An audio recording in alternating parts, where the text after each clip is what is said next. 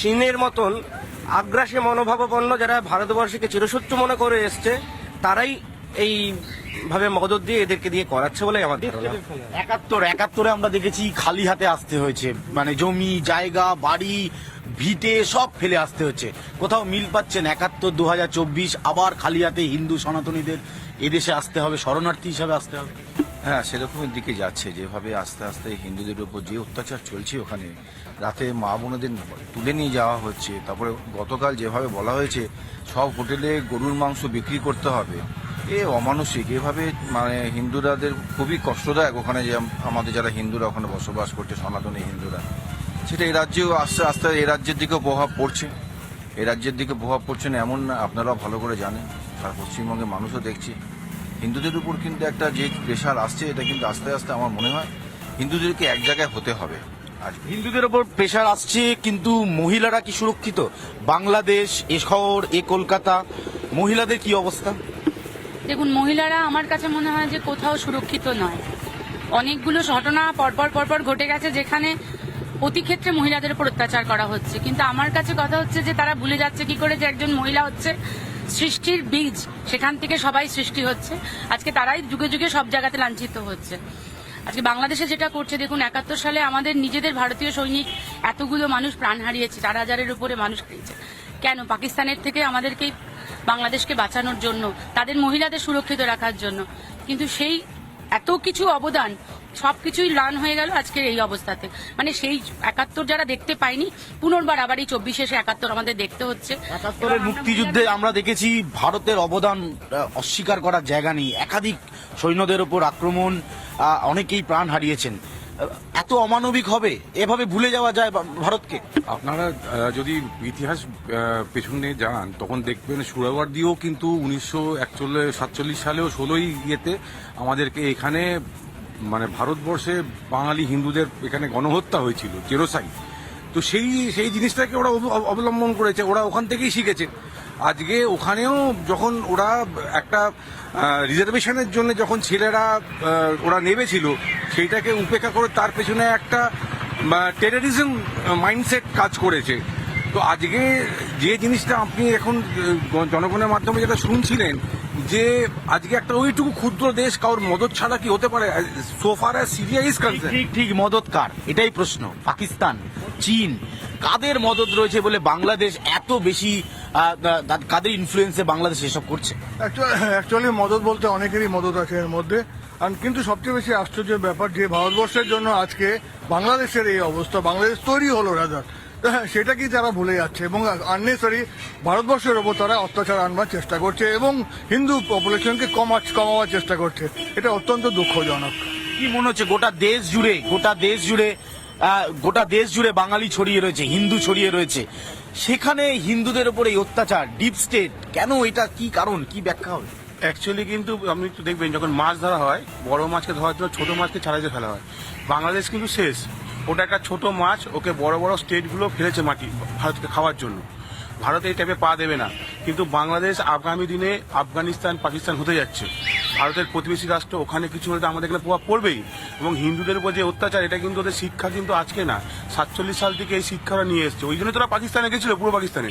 পরে ভাষাগত সমস্যার জন্য বাংলাদেশ তৈরি হয়েছে। কিন্তু একটা রাষ্ট্রের দায়বদ্ধতা থাকবে না? একজন সনাতনী হিন্দু সন্ন্যাসীকে আটকে রাখবে দিনের পর দিন, আইনজীবী দাঁড়াতে পারবে না, একটা তো রাষ্ট্রের দায়িত্ব থাকবে। সে রাষ্ট্রের তো দায়িত্ব থাকবে না যেন? ওখানে দেখুন মৌলবাদী তালিবানি সরকার চলছে, ওখানে কোনো সরকার নেই। তো ওখানকার প্রধানমন্ত্রী কি এখনো মানুষ ঠিক করতে উঠতে পারেনি।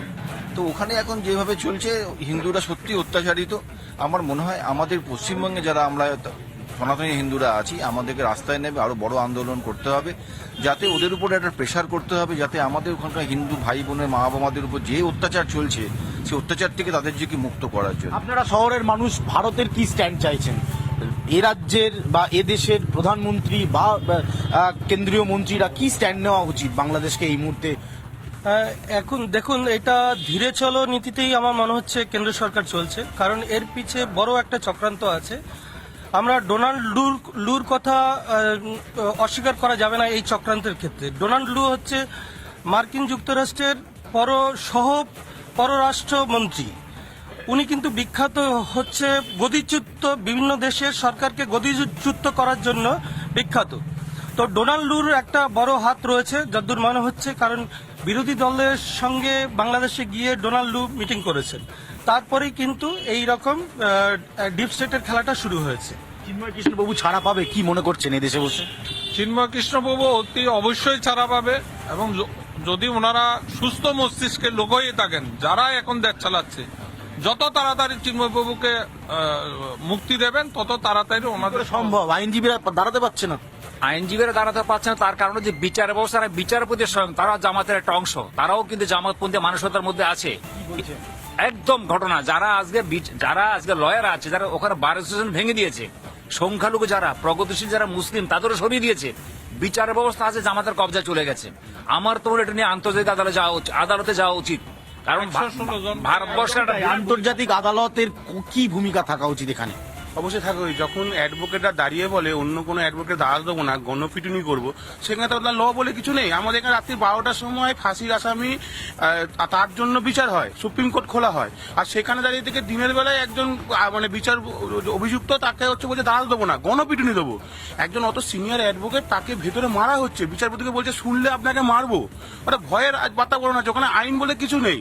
আর যে ভদ্রলোক ওখানে ক্ষমতায় আছে, ও দুদিন পর বাংলাদেশ ছেড়ে পালাবে, বাংলাদেশকে শেষ করে দিয়ে, আর ভারতকে খোঁচা মারছে, হিন্দু শূন্য রাষ্ট্র করার পরিকল্পনা নিচ্ছে। জামাতের রাজত্ব চলছে, আর কিচ্ছু চলছে না ওখানে। এদেশে এত শরণার্থীকে আশ্রয় দেওয়া সম্ভব? না, যেখানে দেখুন আজকে আমাদের দুর্ভাগ্য পশ্চিমবঙ্গের এই যে ওদের যে যারা শরণার্থীরা এসছে, প্রায় দেখুন আমাদের 23টা জেলার মধ্যে 13টা জেলায় প্রায় আমাদের কি বলে সংখ্যালঘুর সংখ্যাতে ভরে গেছে। তো সেই জায়গাটা আপনি যদি দেখেন যে ভারতের কাছে এতগুলো শরণার্থী যারা ওখানে সংখ্যাগরু তারাই এসছে, রাদার দেন হিন্দুরা খুব কম এসছে, কিন্তু আজকে যারা ওখান থেকে 22% থেকে 7% তারাই কিন্তু ঘুরে দাঁড়িয়েছে, তাদের পিঠ থেকে গেছে ওখানে। আজকে যে আপনি এক্ষুনি প্রশ্নটা করলেন যে চিন্ময় স্বামীকে কি ছাড়া হবে, আমার তো মনে হচ্ছে এখন এই যে পরিস্থিতি চলছে ওখানে কোনো গভর্নমেন্ট নেই, সেই দিক থেকে দেখা গেলে আমাদের মনে হয় যে আমরা যে কি বলে ওনাকে তো ছাড়ার যে সম্ভাবনাটা এখনো আন্তর্জাতিক লেভেলে সেই রকম কিছু হয়নি। আর আমাদের এখানে যারা বুদ্ধিজীবীরা তারাও চুপ আছে, তারা কোনো প্রশ্নই তুলছে না। যারা আজকে প্যালেস্তাইন নিয়ে কথা বলেছিল, যারা আজকে কি বলে আমাদের সব কটা বিষয় নিয়ে কথা বলেছিল, সেসব শীতলকুচি নিয়ে হোক, অনিতা গুহ নিয়ে হোক, কিন্তু আজকে সেই নিয়ে কেউ কথা বলছে না। কিন্তু প্রশ্ন হচ্ছে কর্মসংস্থান একটা বড় প্রবলেম, রোজগার একটা বড় প্রবলেম। এত শরণার্থী যদি এদেশে এসে পৌঁছায়, মূলত পশ্চিমবঙ্গে আশ্রয় নেওয়ার সংখ্যাটা অনেক বেশি, এরপর ত্রিপুরা আছে, আসাম আছে, রোজগার নেই, একটা রুটি অর্ধেক খাওয়া সম্ভব? দেখুন, আমাদের যিনি মাননীয় প্রধানমন্ত্রী উনি বলেই দিয়েছেন যে ধর্মের উপরে অত্যাচার হলে তাদের শরণার্থী হিসেবে এখানে এদেশে আশ্রয় দেওয়া হবে এবং নাগরিকত্ব দেওয়া হবে। বিকল্প অনেক কর্মসংস্থান উনি করেছেন। আমি এই বলছি না যে বাংলাদেশের সকল হিন্দু এই দেশে আশ্রয় নিয়ে এদেশের রুটিতে ভাগ বসাক বা কিছু, কিন্তু নিশ্চয়ই প্রধানমন্ত্রী কিছু ভাববেন এই বিষয়ে।